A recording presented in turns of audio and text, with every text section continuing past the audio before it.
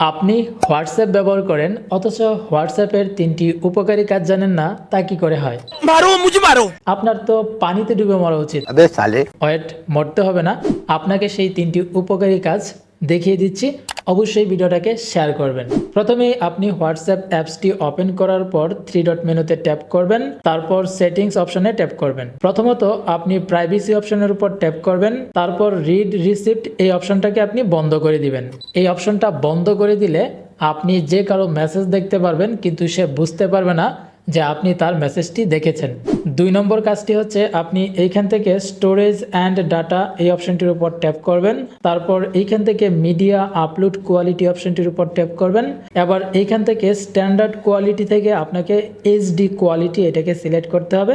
তাহলে কিন্তু আপনি যে ফাইল বা ডকুমেন্ট আপলোড করবেন সবগুলি কিন্তু এইচডি কোয়ালিটিতে আপলোড হবে। 3 নম্বর কাজটির মাধ্যমে আপনার হোয়াটসঅ্যাপ অ্যাকাউন্টকে আপনি হ্যাক হওয়া থেকে বাঁচাতে পারবেন।